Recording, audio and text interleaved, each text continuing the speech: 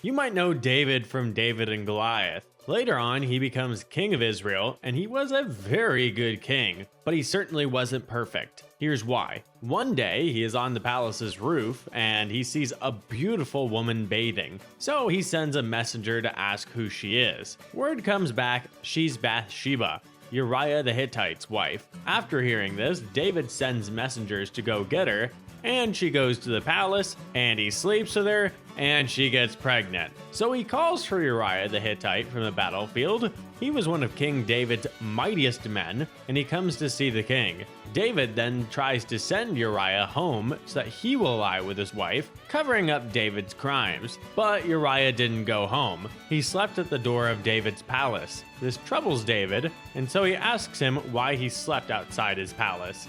To which Uriah says that he thinks it would be wrong for him to go home and enjoy himself while the other men are on the battlefield. Then David says he should stay there today and tomorrow also, and then he'll send him back to the battlefield. So Uriah stayed, and David got him drunk, but he still stayed at David's palace and didn't go home. Now, the text doesn't say this, but my theory is that David was trying to get him to go home in a drunken stupor and lie with his wife, but who can say? Then David makes things even worse. He sends Uriah back to the battlefield with a scroll for Joab, the commander of the army.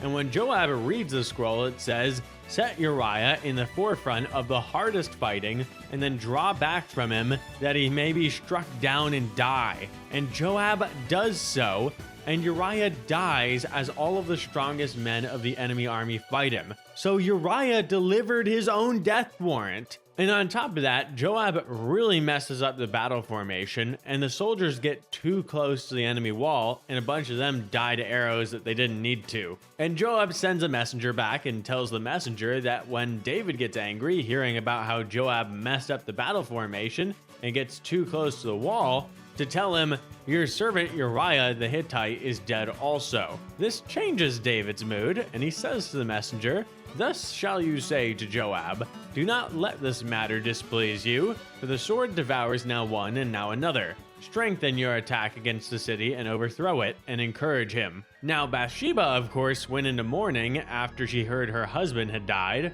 and when she finished mourning, David sent and took her as a wife, and she gave birth to his son. But what King David had done displeased God. Keep in mind, David was pretty much God's golden boy up until this point, doing nothing displeasing to him, but now he just committed two of the greatest sins back to back: adultery into murder. Now, God isn't going to just sit there and do nothing while the king of Israel is committing one of the highest levels of injustice. He's a just God, so he sends Nathan the prophet to David, and Nathan says to David, "There were two men in a certain city, the one rich and the other poor. The rich man had very many flocks and herds, but the poor man had nothing but one little ewe lamb, which he had bought. And he brought it up, and it grew up with him and with his children. It used to eat of his morsel and drink from his cup and lie in his arms. And it was like a daughter to him. Now there came a traveler to the rich man, and he was unwilling to take one of his own flock or herd to prepare for the guest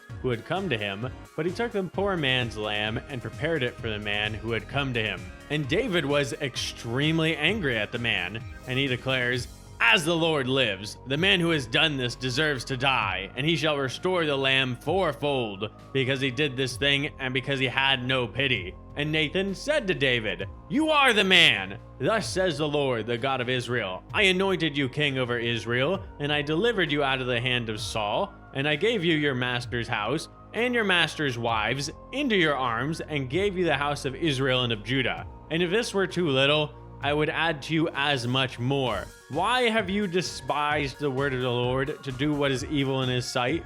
You have struck down Uriah the Hittite with the sword, and have taken his wife to be your wife, and have killed him with the sword of the Ammonites. Now therefore the sword shall never depart from your house, because you have despised me, and have taken the wife of Uriah the Hittite to be your wife. Thus says the Lord, behold, I will raise up evil against you out of your own house, and I will take your wives before your eyes, and give them to your neighbor, and he shall lie with your wives in the sight of his son. For you did it secretly, but I will do this thing before all Israel and before the sun." And then David said to Nathan, I have sinned against the Lord. And Nathan said to David, The Lord also has put away your sin. You shall not die. Nevertheless, because by this deed you have utterly scorned the Lord, the child who is born to you shall die. Then Nathan went to his house. Then God makes the child sick, and David seeks God and fasts on behalf of the child. And the elders of Israel try to raise him up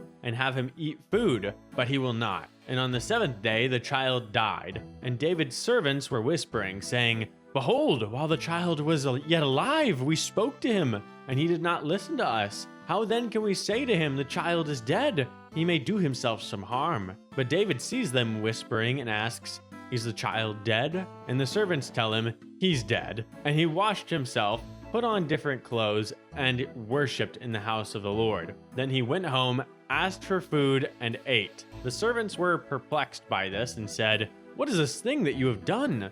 You fasted and wept for the child while he was alive, but when the child died, you arose and ate food. And David explained, While the child was still alive, I fasted and wept, for I said, Who knows whether the Lord will be gracious to me that the child may live? But now he is dead. Why should I fast? Can I bring him back again? I shall go to him, but he will not return to me. Now, this isn't the end of the repercussions for his actions. Every curse that Nathan says to him comes to pass, but that's for another time. If you'd like to see the whole story of David, subscribe. If this video is popular enough, I'll make it.